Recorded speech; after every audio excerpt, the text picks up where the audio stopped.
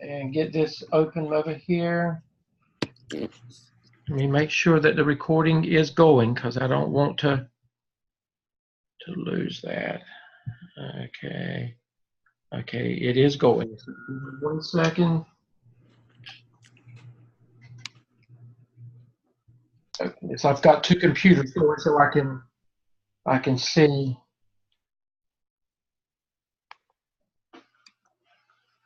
Just in case. I'm still learning this stuff. But anyway, well, I'm sure others will join us. We've got pretty good number tonight, but they keep buzzing in. But anyway, well, welcome back after spring break, and I hope that everybody got some needed rest last week. We didn't demand a whole lot from you. We gave you time to get things wrapped up with the APSL and to kind of get a breath, a breather before we start all over again. But I did want to make comments on the APSL. Dr. Lamb and I have communicated off and on right much, and overall we are very, very pleased with the APSL development. I think we're down to just a couple of students who are, and we've communicated with them, theirs should be finished and in by this week. But other than that, everybody is locked in task stream. All of them proficient and above proficient scores. Overall, we were very, very pleased with the APSL process. I do remind you again to please go back and look in Blackboard and make sure that if there's anything with the APSL that needs to be submitted that has not been submitted to Dr. Crawford or me, that you go ahead and take care of that immediately, because we will refer to the APSL, but the APSL is pretty much going to be history with us. We don't have time to keep going back and dealing with that. So please make sure that you get that taken care of. And remember, we gave you a reprieve. We said some of the things that were submitted with the APSL, that if it was where we could, if you resubmitted it, that we would go back and look at the grade and give you the higher of the grades once you made the correction. So, look at that and see if it's something that can improve your score, because we will not be quite as lenient with the APTIL that we're going to be talking about tonight. So, this is an opportunity to make sure that you get as many points as possible from the work that you've done. If you'll look up on the screen at this point,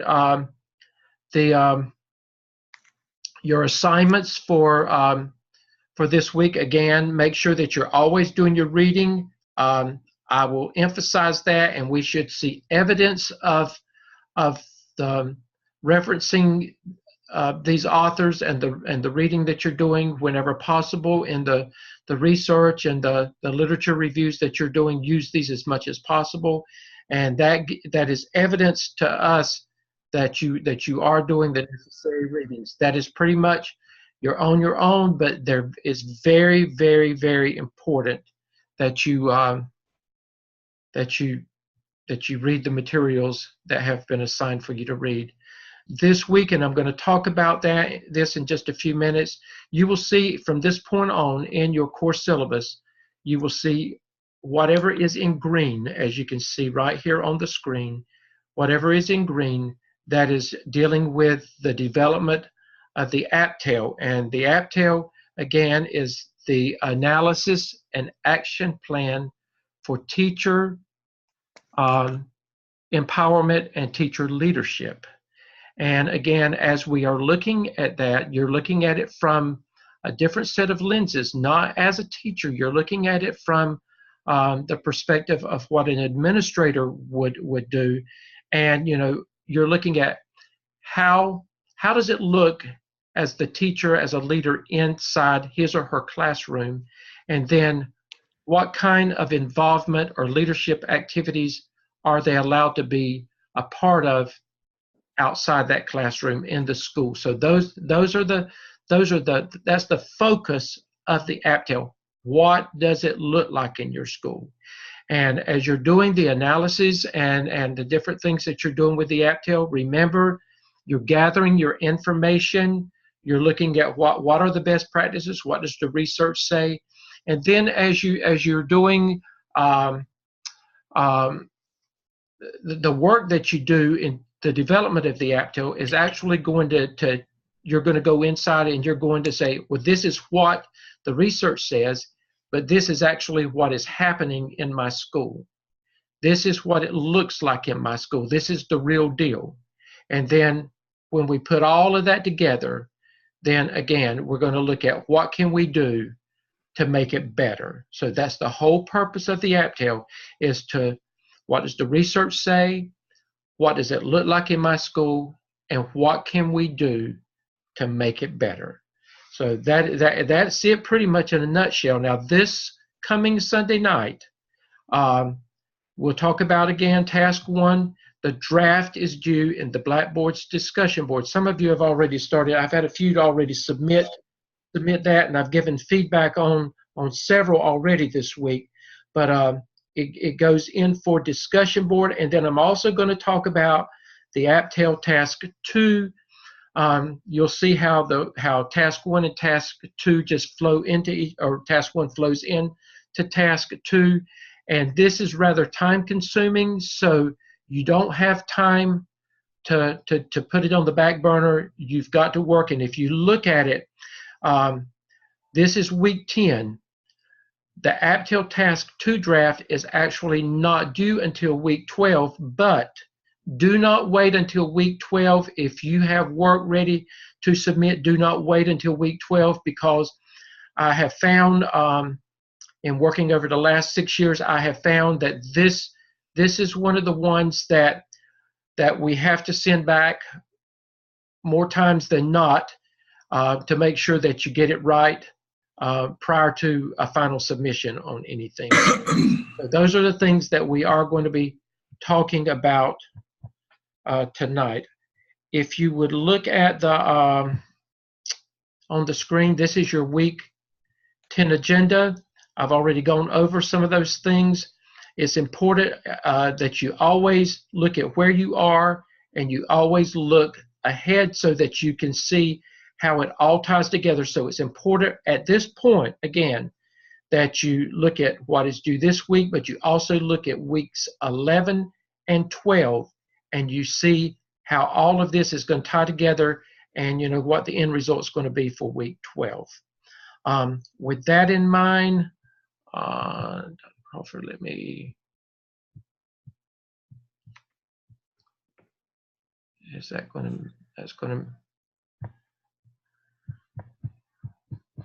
I don't want to lose.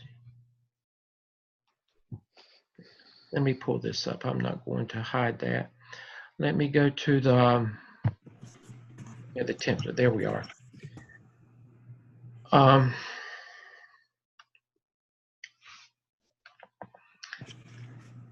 As a reminder, in prompt 1 of task 1, you are doing a literature review, and if reflecting various teacher empowerment and leadership best practices. Now, if you will look again, you see this yellow area. There are 1, 2, 3, 4. There's 5 bulleted areas. Each of those areas must be addressed. Building efficacy and empowerment among staff, that is a topic in itself. You're going to, what does the literature say about that? With a minimum of 3 references. You're going to do the same thing for results-oriented professional development, recruitment, placement, and mentoring of school staff, approaches to and for evaluation of school staff, and teacher leadership and decision-making. You're going to have a minimum of 15 references with prompt number 1. Remember, I told you before, if it says prompt number 1, that means there's going to be at least a prompt number 2 somewhere. If there was not a prompt number 2, it would have just said prompt up there and not had a prompt number 1. So when you see prompt number 1, know that there's a prompt number 2. That was a problem With the APSIL, some people would submit only half of the work, and there was another whole half missing.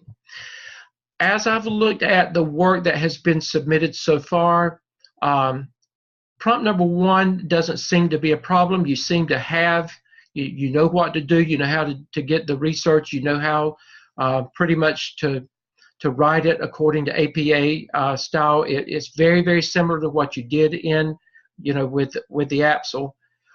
Prompt number 2 is where I have had to send it back already, and there's problems. I want you to listen. Put your listening ears on and listen carefully to what I'm going to tell you. Now, I sent you some information, and I'll pull that up again. The APTEL helpful hints. I went through and I analyzed that step by step, and I made it as simplistic as I could to help you, with the development of the APTEL. So I would advise you, please look at that and align it with this template that you've got, and follow it as closely as possible. But with prompt 2, you're doing 2 things. There are going to be 2 instruments there. One of them is going to be an instrument that you're going to use.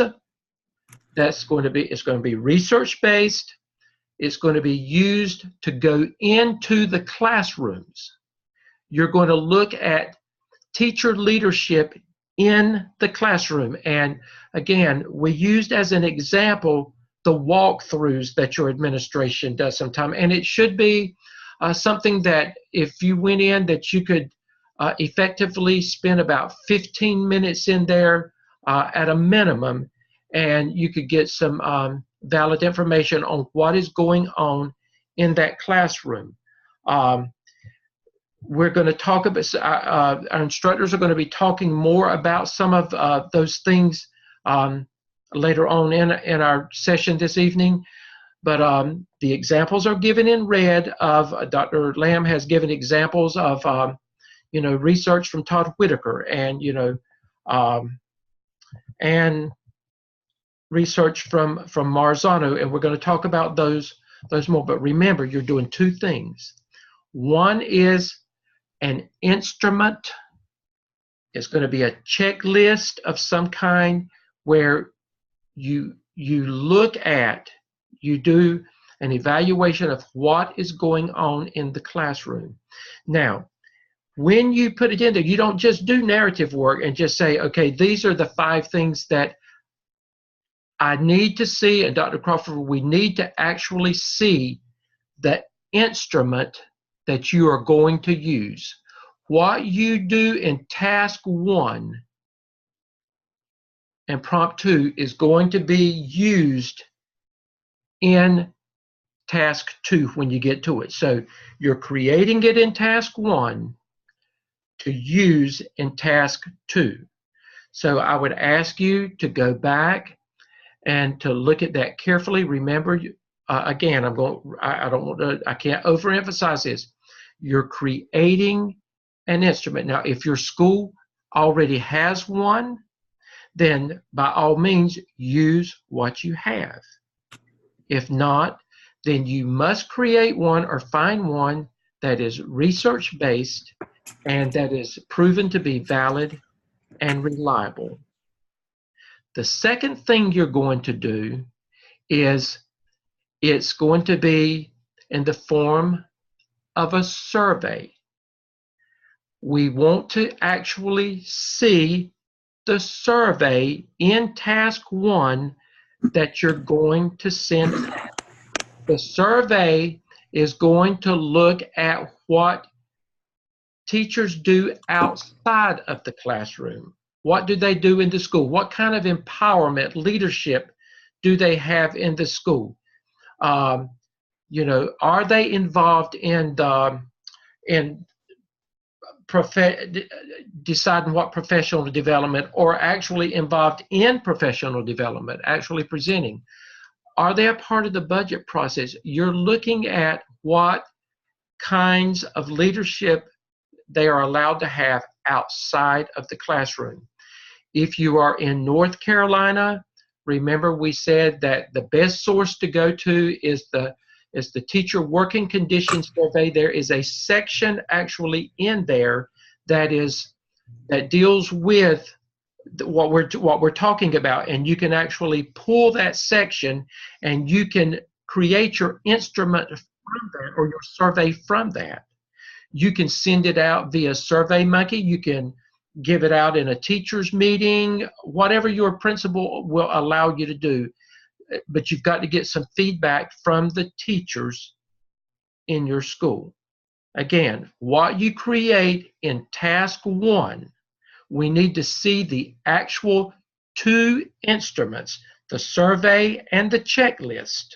The checklist is for inside the classroom. The survey is for teachers to provide you with information of what it looks like related to their leadership outside of the classroom in the school. Dr. Crawford, have you got any comments on that? Can I say it any better? No, it seems pretty clear. And I would just add, don't go making work for yourself and trying to make up some type of survey. There are lots out there that you can use that are already considered valid and reliable. Exactly. So, it's that time of year, folks. Well, don't go. And they need to look at, see use what is in your school system. If you're in South Carolina, remember we said that Advanced Ed has that information for you. In the South Carolina evaluation instrument, there's a lot of it that's embedded in that instrument as well. So, look at what is in your school system. South Carolina is pretty much statewide. And all of this is valid and reliable, and it's research-based. You must provide the narrative work with the instruments. You don't just put the instrument. You've got to tell us, how do we know that it's valid? How do we know that it's reliable? How do we know it's research-based? Now, again, if it's adopted by your school system, you tell us that this is used system-wide or it's used statewide, and you prove that to us. That's what you do in task 1. Dr. Stedman, there's a question from one of our students there talking about they're in the same school. Are they okay to use the same instrument or create the same instrument together? Yes. If they're in the same school, then, by all means, we understand that. We understand that, and we know that when it goes to turn it in, that it's going to show that some of that information is the same, but we understand that, and we know that, and we look at that whenever we're looking at when their work is turned in. We just want them to do different walkthroughs or different, whatever they do in task 2, they don't need to do that together, but they can use the same instruments. Thank you, Dr. Shepard, for bringing that to my attention. Okay, let's go on to task 2. Remember what we said. Whatever you do create in task 1, you're going to use in task 2. So again, show us what you're going to use in task 1, and then you actually will implement it in task 2. Now, I want to go back up here. I want to show you, again, in prompt 1, task 1, I want you to look at these 5 areas, beginning with building efficacy and empowering among staff. This is where you did your literature review. Look at those 5 areas. Now, I want to go to task 2. Prompt 1, task 2. I want you to look at these 5 areas right here. It's the very same topics. Now, what you've done in task 1, you have researched these topics. What best practices out there? What does research say? Now, look at task 2, prompt 1. It says candidates will describe data collection strategies and criteria in the process of identifying the gaps between practice and research-based practices research and introduced in task 1. Again, what the research says in task 1, this is what should be happening. Now, when you get to task 2, you're looking in your school. This is actually what is happening. So you're going to look at these 5 areas when you get to task 2. You've researched it in task 1. When you get to task 2, you're going to look at the gaps in your school. Now, how am I going to know that? Well, you're going to use those instruments. You're going to do walkthroughs. You're going to do walkthroughs. You're going to talk with your principal about their walkthroughs or their Dr. Crawford, Dr. Shepard, what was it that you sent me, the instrument, the instructional rounds? Yes, You know, sir. it's called different things in different schools, but it all means the same thing. It's just, it's administration going in and actually looking at what is actually happening in the school. So you're going to use that instrument and you're gathering data based on the information that you gather, based on your interview with your principal, based on interviews even with teachers. That is that you're gathering the data. When you send your survey instrument out, you're gathering data, you're gathering information, and that is, you're going to write about all of that in task 2, prompt 1. What does it look like in my school? You're going to write about it there because you're trying to you're looking at the gaps.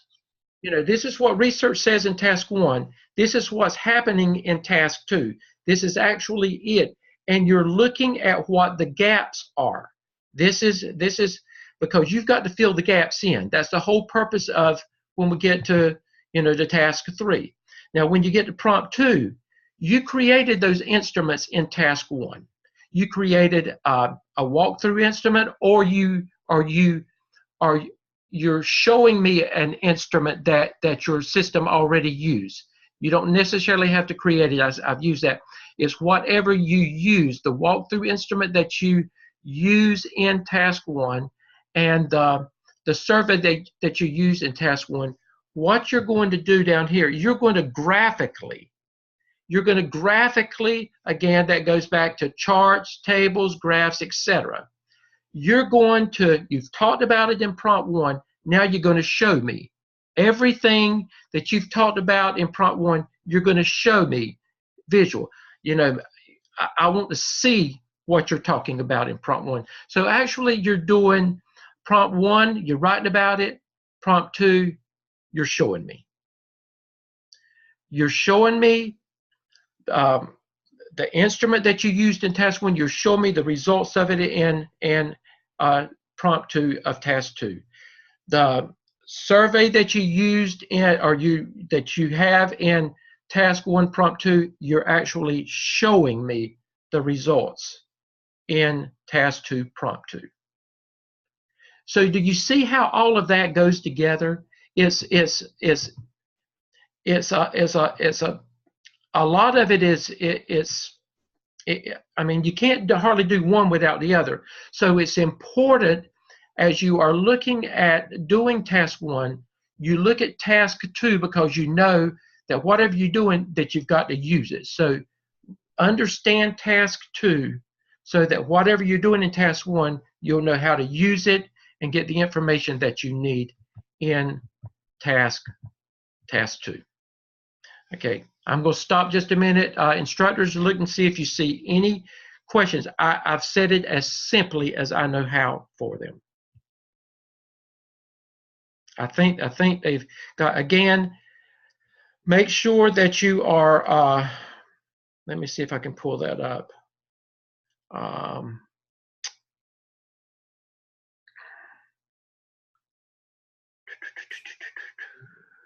don't see it.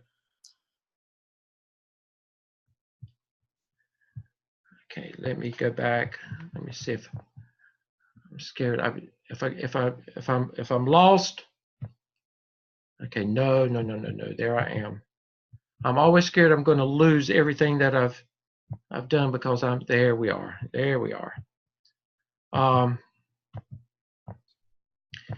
Okay, with that in mind, I've got to have a break.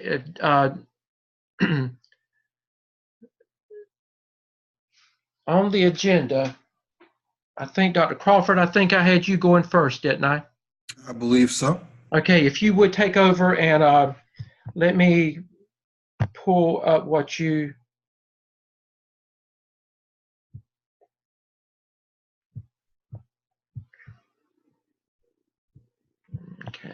That's it. That's it. Okay, and you tell All me right. when to move. Sure. So, good evening, folks. Hope you had a good break, and let's go ahead and get charged up and get through these next couple of weeks. Wanted to talk just for a bit about teacher efficacy. And let me start off by saying that the whole notion of teacher efficacy, it really lives at that intersection that you will find between your role as an evaluator of teachers and your role as a coach of teachers. Now, all the research says that you should not evaluate people that you coach, but your superintendents will evaluate you. You will have to evaluate teachers. So, it is what it is. But understanding that whole notion of teacher efficacy is important because it's really at the heart of what's going to drive your school. And let me just say, drive your school one way or the other, either positively or negatively. Like with most things that you will deal with in this job, a good place to look. And just so you know, if you haven't experienced it, many schools or school districts will actually have copies of the latest teacher working conditions survey, and in many cases on interviews, you will be asked to respond to some of the data on that teacher working conditions survey. So with regard to teacher efficacy, again, I pulled out some things on the teacher working conditions survey that speak directly to teacher efficacy. And we'll get to the definition of that in a minute. Again, I'm not going to read them all to you, but they're under teacher leadership, professional development, and then various instructional practices and support. And that's important. And Dr. Sibley, if you could scroll down or scroll up or just get to the next page, that becomes important when you look at exactly what it is you're dealing with. Now, I can give you a basic definition of efficacy, but what that's going to look like from school to school, from school district to school district is going to be very, very, very, very different. And so one of the things that you will have to learn how to do very quickly is really get a sense of what you're working with and where your people are in that continuum. So I was able to pull out some things that I thought could make this concept very simple for you with regard to efficacy. And I thought the simplest way to look at it is, a teacher's confidence in about their ability. That becomes important because that confidence can be swayed in any number of manners, all of which you as the building level principal or your assistant principal, or if you had a principal like I did when I was assistant principal, I was given my grade level and told, this is yours, I expect you to run it. And so as you see there, it can be positively or negatively affected by not only past experiences, but it can also be affected, again, one way or the other by whatever your school culture is. Again, it should not come as a surprise to anybody that a bad classroom experience or work environment can diminish efficacy, and at the same time, setting conditions for that teacher to get that light bulb moment, which I can often describe as that hitting that one golf shot. The first time you hit that golf shot correctly, you spend the rest of your life chasing it. Of course, I've never hit it, so I wouldn't know. But a good classroom experience or having a good experience with students can also positively affect a teacher's efficacy. And if I put there in parentheses October and February, I think I may have mentioned this before, folks, especially for your brand new teachers and lateral entry teachers, if they're going to leave, those are the 2 months that they're going to do so. October, they have figured out that not only are they under the water, they have found the Titanic and they're continuing to dig. And in February, it's a matter of, I'm getting homesick, I'm tired, I just can't do this, this is not what I thought. and it's really time for me to go do something else or whatever have you. So just kind of put that in the back of your mind.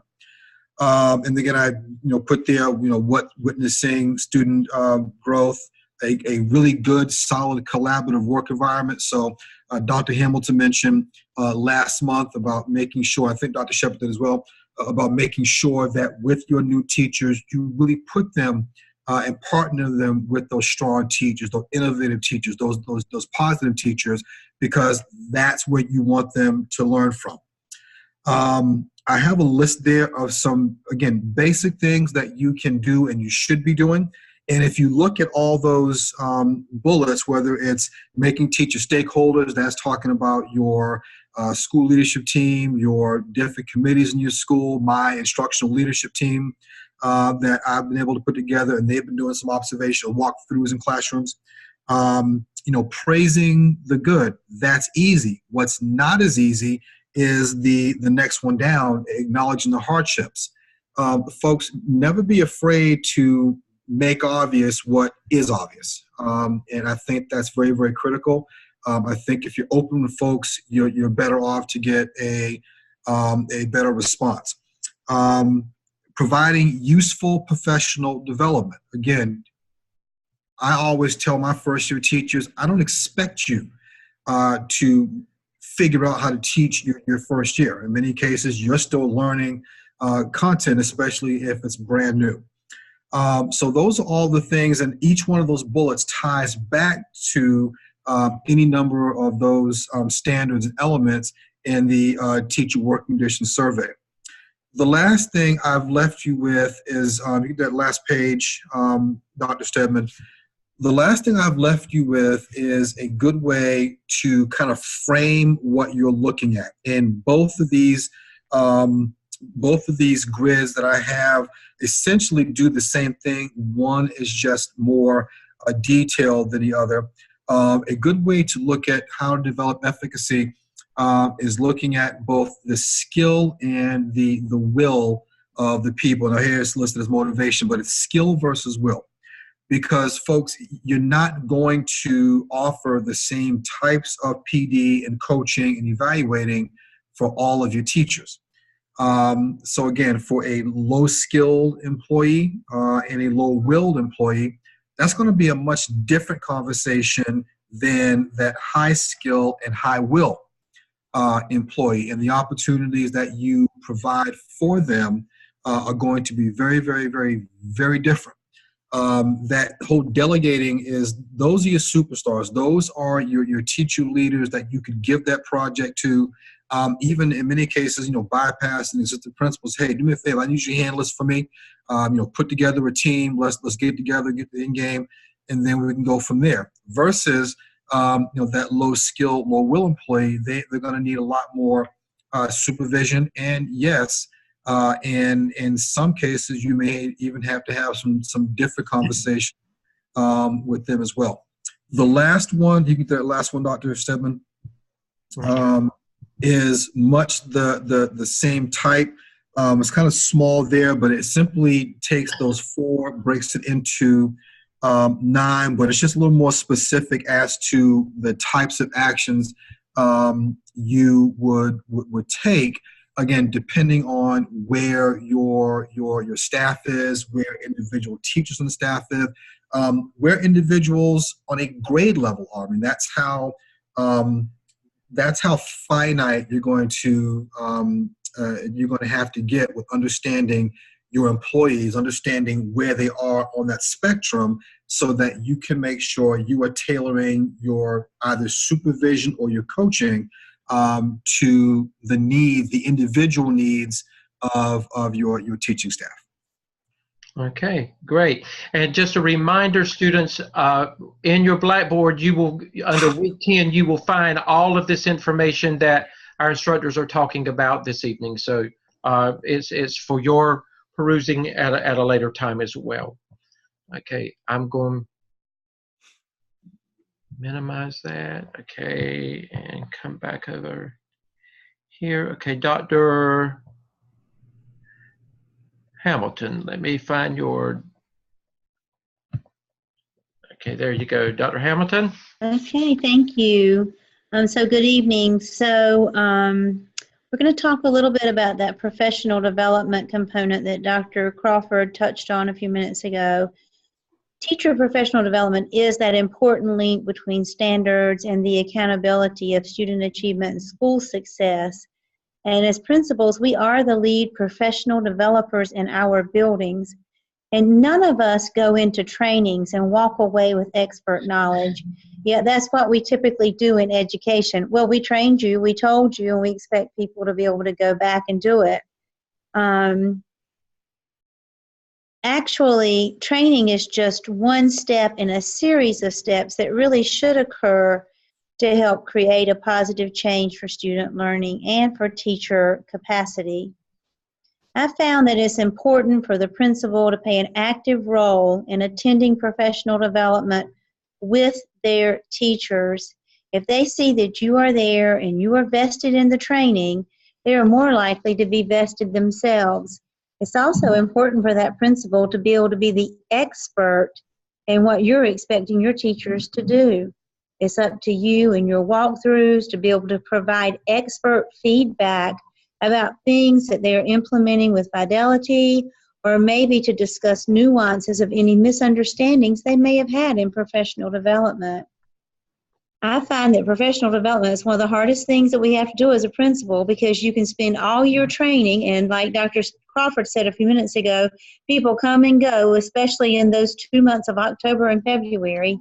And so you're always having to go back and figure out a way for sustainability, or you get new folks the next year. And so you always have your staff on this huge continuum of where they are and what they know and what you're wanting them to do. So unless it's a school-wide initiative that you're requiring everyone to attend or a systemic initiative, it's important for teachers to also have choice in their professional development. Your teachers may come to you with something that they've researched with and they've just taken off. If you see it's positive and something you think would help improve teaching and learning in your school, make this an option for some professional development. I had a kindergarten teacher who found ESGI. I don't know if any of you have ever used that, but I was so impressed with her and her implementation of it, I allowed her to share it at our school. So then I had a lot of teachers taking off with it. Next thing I knew, other schools were hearing about it, and so she was going to other schools and helping teachers through it. And then before it was all over, she was at a principal's meeting. So when we're talking about that teacher leadership in the classroom and how they can really take off and be leaders, not only in their classroom, but how they can branch out beyond their classroom, I just wanted to share that as an example.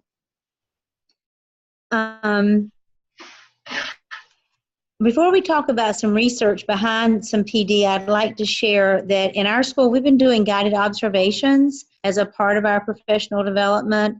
I'm trying to let every single teacher do it at least once a year. Someone from HR comes to assist my assistant principal, my coach, and myself with it. We observe through the lens of our guiding principles, and we meet afterwards.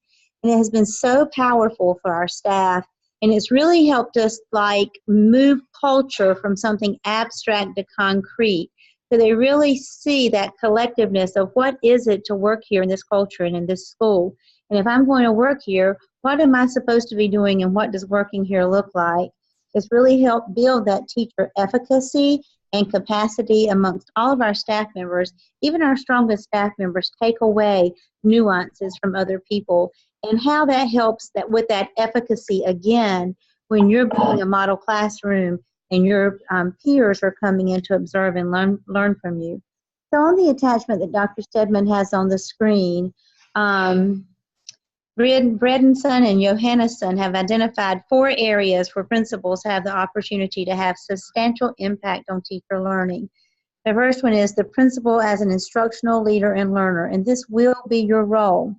I can remember about 10 years ago when that role really started falling on the shoulders of principals, and I used to joke and say, I don't think I'm a principal anymore, I think I'm a PD director. Well, that has not gone away, and it is a big part of the principalship.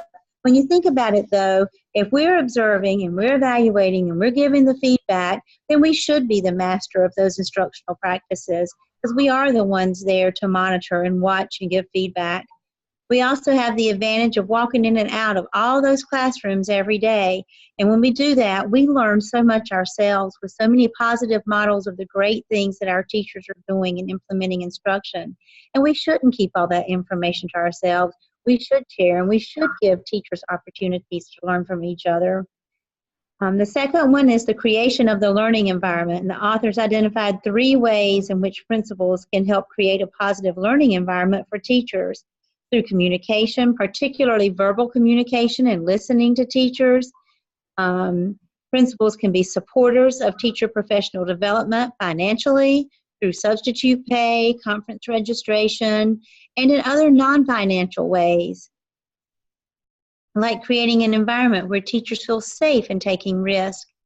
And principals can also create a positive learning environment through management. That includes hiring teachers who are learners, coordinating PD activities, providing time and space. These things are not as easy or as simple as they sound, and providing opportunities for collaborative, meaningful learning experiences. The third thing is direct involvement with the design, delivery, and content of professional development.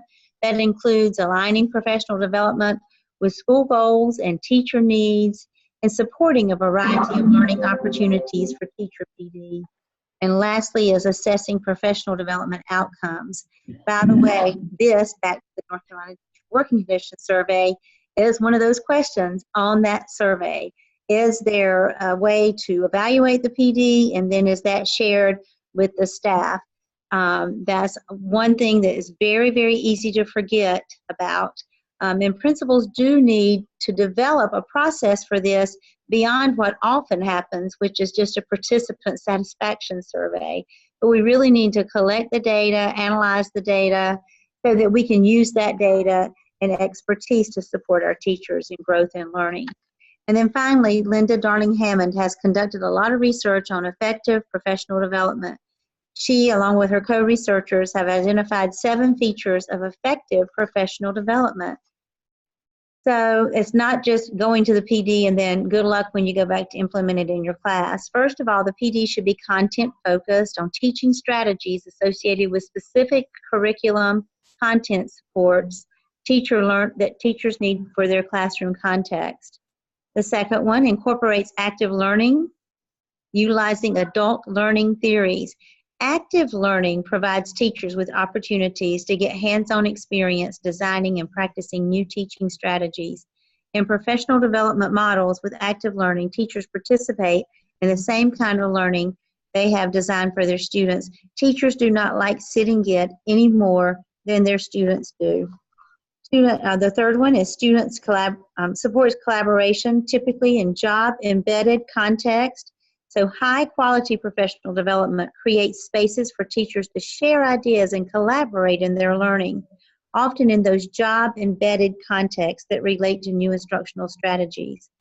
And then the fourth one, they use models and modeling of effective practices to provide those curricular models, modeling either in real life or through videos or other kinds of things about what does this really look like in practice. And then they provide coaching and expert support. So you're going in there, you're showing them what it looks like, you're evaluating any misunderstandings they may have had to be able to help and coach them through so that they're being successful to build that efficacy. Number 6 offers support for feedback and reflection, where they, just like in Standard 5 in North Carolina of their evaluation instrument, really reflect and think upon their PD and how they are using that to make changes in student learning and in their practice as a professional. And then the last one is that PD is of sustained duration. You're giving teachers adequate time to learn, you're letting them practice, you're letting them implement, and you're letting them reflect upon those new strategies and hone those to enhance their practice. So these are just some frameworks in which you can look at professional development practices maybe in your school and analyze how closely they are aligned with these features. This can help you fill in some possible gaps of your current PD system perhaps in your building, or maybe even take a strong system and make it even stronger. Creating and facilitating and managing professional development is a big part of a school leader's job. Hopefully some of this will help you be more confident in this area as it becomes one of your primary roles, and hopefully some of this will help you create some of these tasks and do a good job on some of these tasks you're assigned right now. So thank you for your time. And thank you, Dr. Hamilton. And Dr. Hamilton has given us several documents that I'm going to refer to in just a few minutes after Dr. Shepherd completes his part, and then some resources that he's given. As Dr. Hamilton was speaking and as Dr. Crawford was speaking, one of the things that kind of just kept resonating within me is that in all of this, as a principal, you've got to learn how to be professionally transparent with your staff. And I think that when you're transparent with them as much as you can be about everything that's going on in the school, again, that builds the trust that you need as an administrator. That and it's a domino effect, because that builds teacher efficacy, because they feel better about you, they feel better about what they do. Even with professional development, it's important that that you do everything that Dr. Hamilton was talking about, and you look at it. You don't do something just for the sake of doing it. There must be a reason for it. And again, if it doesn't work, or if it needs to be something needs to be worked, use your staff and let them help you to make things better. But great information, Dr. Hamilton. Great information.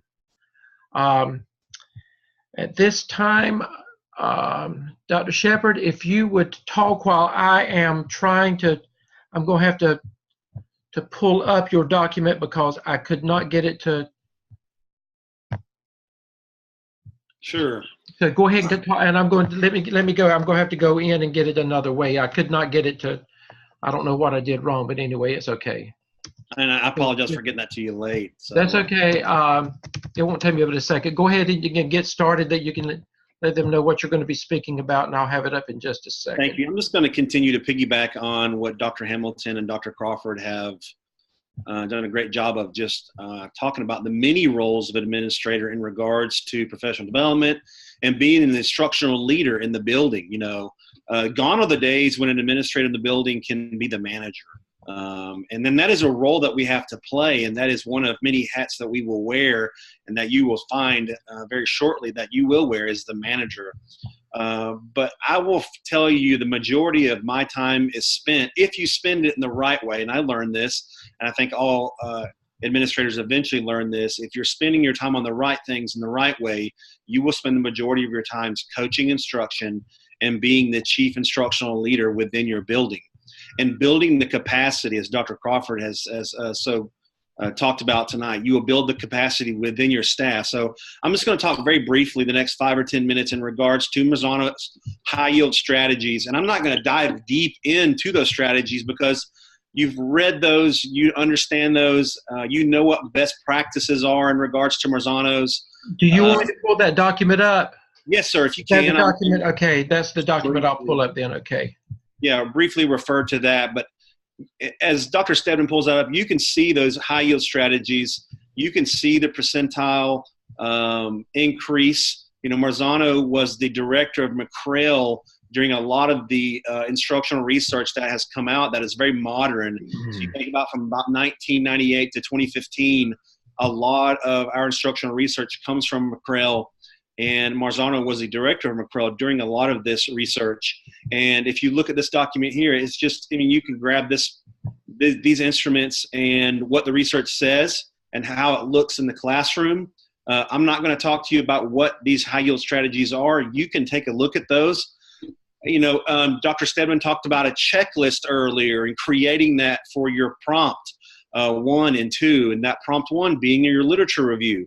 If you think about building efficacy and empowering staff under prompt 1. If you think about mentoring school staff, evaluation of your staff, results-oriented professional development. If you look at this document and you think about what Dr. Hamilton and Crawford have spoke about, you will see that you can easily create an instrument if you don't already have one in use by just looking at these high-yield strategies and say, what goes on in our building right now? What would we like to see that goes on? And then you go from where Dr. Crawford was talking about, which is building capacity when you're within your staff. So as an administrator, I think it's important we realize that we're not necessarily going to be using these high yield strategies in the classroom. We're going to be empowering our staff to use them and empowering our staff to replicate them across the building. That's building capacity within our own staff. And as an administrator, that is our job. What is being done great and proper in our building? How do we replicate that? And how do we get rid of the bad practices? And so if you look at Marzano's high yield strategies, you want to figure out, how can I get these high yield strategies in my classrooms across the building? And so I've thought about, this is the research. You can look at it. You can look at it, that agenda there. You can look at these top research-based learning strategies that Dr. Stedman just put up there, and the effect sizes that are there. You think about the largest effect size from, what Marzano and Hattie and McCrell is putting out here. We know that higher order thinking, 1.61 effect size, distributed summarizing, vocabulary instruction, numbered head, collaborative pairs, reading comprehension instruction. These are large effect sizes. Yes, you're going to be teaching your staff about these as an instructional leader, but how do you get your staff to implement these in the classroom with fidelity? How do you observe those, and how do you build the capacity within your staff to promote that within? In other words, when you're not in the classroom, how are you knowing that it's going to take place, because you can't be in the classroom all the time?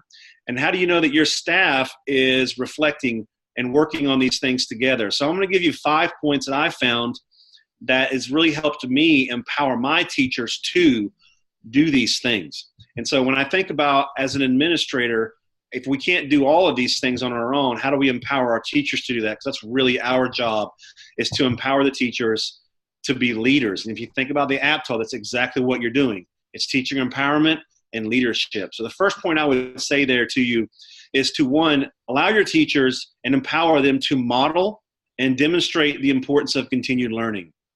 That's really an effective strategy for our teachers. And you're doing that yourself right now, as you yourself are continuing to learn in your career. And so as the administrator in the building, and you think about writing your APTOL, how do you get your teachers or yourself as an instructional leader in the building to model and demonstrate the importance of continued learning? You're going to be looking at current research strategies, maybe even these documents that Dr. Hamilton and Dr. Crawford and myself have put on here, going through that research yourself, looking at those resources, adapting those in the building, and then building capacity with your own staff to replicate those across the building. So really modeling and demonstrating the importance of continued learning is really important as an instructional leader, and empowering teachers to do that. The second thing I would point you towards is collaborating and listening. Any great instructional leader in the building, or one you're going to empower to do with your teaching staff, is going to be a very collaborative person, and is also going to be a great listener, because you want to take time to invest in all of your teachers. And you want to teach your teachers that attitude too, that growth mindset. Take time to invest in one another. You want to be able to spend time with your novice teachers, and you want to be able to spend time with your veteran teachers. And as an instructional leader, you want to teach your teachers to do the same. Instructional leader in the building, your greatest teachers are going to be able to learn from your novice teachers. There's something that they offer in the building. I can think about my own staff and my veteran teachers, and we've had a huge blended learning drive over the last few years. And a lot of my veteran teachers have learned so much about blended learning from my newer teachers, and vice versa. It's been a great piece of chemistry in my building, because a lot of my younger teachers have taken a lot of the blended learning strategies they're so great at, and then adapted a lot of high-yield veteran instructional practices. And when you put those together, you got some success. And so they're learning from one another. So a great instructional leader in the building, and someone that you're going to build capacity in, is your teachers, is going to be a very collaborative and able to listen to everyone in the building, because everyone has something to offer. The third point I would point you towards is really promoting peer coaching. If you think about prompt 1 in your literature review, evaluation of staff, results-oriented professional development, promoting peer coaching and peer observations encourages reflection, and it encourages growth. It's something that I've used in my building. I've seen it as a very high-yield strategy. There's a lot of research out there about that, especially when you look at Hattie's research and you look at McCrell. There's a lot that goes back to and points towards the success of peer coaching and peer observations. And if you're looking to empower your staff to be leaders and teacher empowerment, then helping them realize that they can critique, observe, coach, and learn from one another is a very powerful strategy when teachers go into other teachers' rooms with a structure behind them that's been created, agreed upon by the teachers, a goal in mind. I want to look at how I'm using formative assessment. I want to look at one of these high effects strategies. How are we implementing that? Maybe it's graphic organizers and concept maps. Are we doing that in the department? Let's observe one another over the next 2 weeks and spend some time looking at that, and then get back and make sure that those observations and your discussions afterward are driven by the data that you collect in those observations. So promoting peer coaching and peer observations is a very powerful tool when it comes to reflection and growth. The fourth thing I would point you towards is modeling and practicing reflection itself. It really lets your staff know that you are a growth mindset person. And if you're empowering your teachers to do this, they're in hand going to become a growth mindset individual. They're going to be looking at things like what works, what doesn't work. It's very simple. But in order to make this work, you have to make sure that when you're modeling and practicing reflection, it goes back to data that guides those thinking and it guides that instruction. Looking at the data from a growth mindset perspective and modeling that is important to grow capacity when your staff, and we talk about empowering teachers as instructional leaders, especially in regards to Marzano's strategies. You're going to go, what is being implemented? Are we scaffolding for our EC students and ESL students? It's a high yield strategy. You see there a 0.50 effect size. You're going to gather that data through observation. The last point I would give to you is really facilitating staff studies. If you want to look at a way that you can do this in the app tool, how are you empowering teachers, and what are teachers empowering one another to do in this app tool as research? You can think about how is my staff facilitating a study. Could be like Tech Thursdays or Tech Tuesdays. Is your staff leading webinars? Are you helping them build capacity to do that? Are they doing collaborative analysis of student work? Are they getting work together and analyzing that work together? Are they doing book studies? Are they leading a book study on maybe one of these effect strategies in your classrooms? Those are all ways of facilitating staff studies that your teachers can do and you can empower them to do to be an instructional leader within the building. Some great project pieces there when you think about it. So those are some things that's what it looks like within the building. We can look at research and we can look at Marzano and what the yield effect sizes are, but what it looks like in a building are just some 5 points I've just given you there that you can take a look back and look at these documents there. Okay, great stuff. Keep on talking for just a second. I locked myself out again. That's okay. I'm still learning this, but I'm better than I was.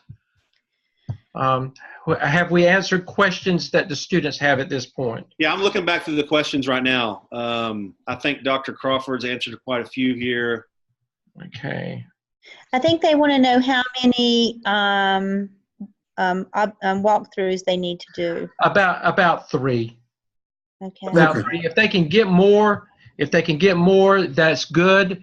And the best practice is if they can walk with their administration, schedule time to go with them, they really can get, they're received better. And if they can't go with their administration, then they need to ask their administration to please let the teachers know that they will be coming in and observing in their classrooms and why they're doing what they're doing. So, but if they can get a minimum of 3, then that, and they need to do it across the spectrum. Try to get out of your comfort zone and don't go in an area that you are very familiar with. Like if you teach 6th grade, don't go into 6th grade. Go into some areas that are really more unfamiliar to you. Any advice, Dr. Crawford, on that? No, I definitely think it's good. I taught high school social studies, but I had to observe high school physics teachers, and you're going to have to be able to, I may not know physics, but I know instruction. And so you're going to need to get comfortable with having those conversations across the spectrum. Even as the elementary school principal, I had to learn or elementary school principal now, I had to learn a whole new way of thinking because elementary was simply well outside of my comfort zone. So definitely coming outside of your comfort zone with what you would normally teach and stretching yourself, I think is good practice for what the job is going to be anyway. Right, great. Anything else from Dr. Shepherd, Dr. Hamilton on that? Yes, sir. Okay.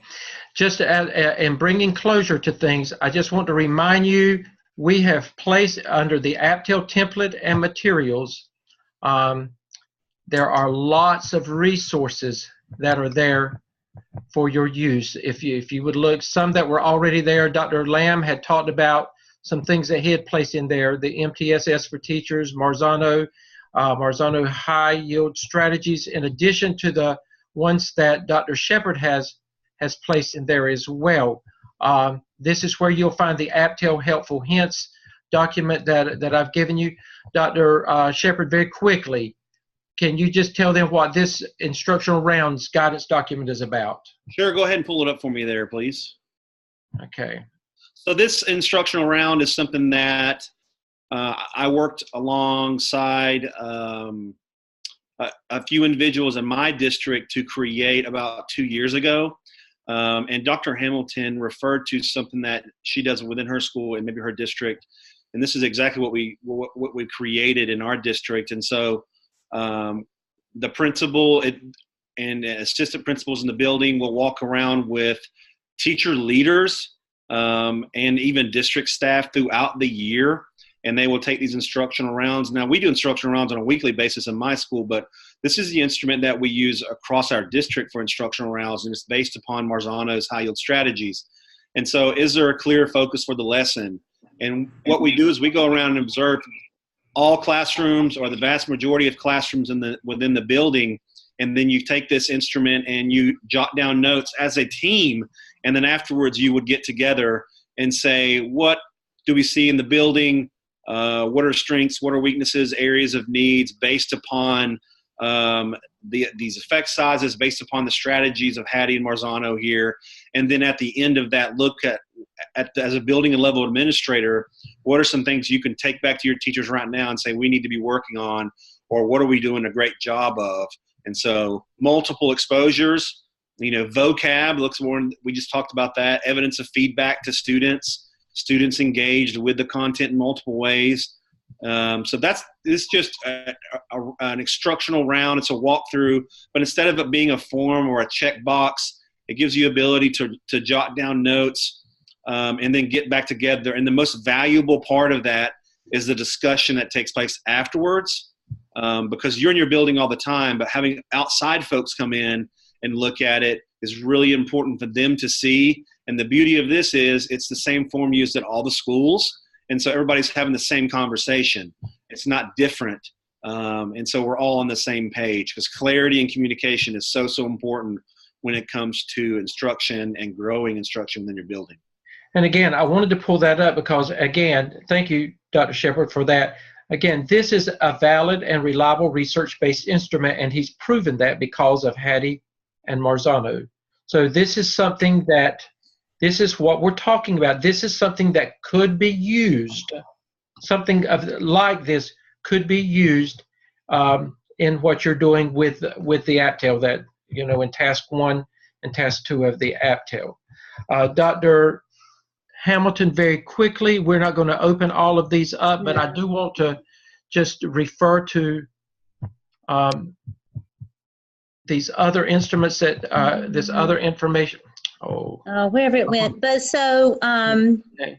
Let me pull it up. I had pulled up. There are a few things on there we have found, like if you do foundations in your school or rocket math or something like that, that you can use this to go in and you can follow up after maybe training in a new program to make sure that people don't have misunderstandings, or just to check for fidelity, or as a walkthrough evaluation approach if you want to do that. So they can be used in multiple ways. But we also found online a DIBELS and TRC fidelity check walkthrough that we'll use particularly during benchmark times, to just ensure that teachers are really following what they're supposed to be following, since that's the state assessment for K-2. And also, if it was ever called into question about the implementation of testing at your school, then you would have that data to be able to go back and support that you are monitoring that, and you have something there to support that. We, as a district, had bought TeachScape several years ago, and then we quit paying for it, and some of us created one walkthrough tool on Google Forms based on Mike Rutherford's Artisan Teacher 23 Teaching Talents, because that's been a focus in our district for the last several years. The thing that we have decided that we don't like about those Google Forms where you're checking a box is that you can check, if there are 100 boxes on there, you can check 99, and what the teacher's going to focus on is that one box that wasn't checked. And so that's why we've sort of gotten away from that, sort of like what Dr. Shepherd was saying. It's better to sort of have that open-ended where you can make a comment and then stop and have that conversation and discussion following it. Is much more impactful than just checking a box. Thank you. And again, all of these have been placed in there for you to use as references. And again, these instruments, they allow you to do purposeful observations. And when you do walkthroughs, or when you do, there should be purpose behind what you're doing. And these help you focus on specific things based on what is going on in your school and what you need to look at. This is all there just as guides and models for you to use and to help you as you are developing the APTEL. We are 7 minutes past our time. Instructors, thank you so much for all this valuable information. Great jobs. Students, you have a lot of good stuff out there. I would really encourage you to take the time and to look through all of it. A reminder to the students that we will be coming back on line on Thursday evening at 7 o'clock. Dr. Lamb will be the keynote speaker, and we will join him and get involved as much as he needs us to or wants us to. But I'll be sending that information out probably later on tonight to you, and Dr. Crawford will as well. Dr. Crawford, if you would, just bring us the benediction in closing, and I'm going to try to get us. No, I'll just say, folks, I please know that I understand how hard you're working. I completed my doctorate while working as a full-time principal at UNC Charlotte, so believe me, I get it. I've given Starbucks way too much money of my money and my time when I was having my dissertation, but I promise you, once you get through this, you'll be okay. So just hang in there, keep plugging away, and if you have questions, please let any of us know. We'll be glad to help you get through it. Again, if you are still one of the very few that owe us information or owe us work with the APTEL, please get that taken care of. If you need Dr. Crawford or me concerning that, please reach out to us this week so we can bring closure to it. Again, if you have questions, we can address those as well on Thursday night. Dr. Lamb I'm sure will give us time. If there's anything, once you start looking at the APTEL more in detail after tonight, if you have questions, then we will be glad to address that on Thursday night. Again, thank you for joining us tonight, and I will see you on Thursday. Good night, everybody. Thank you. Good night. Okay.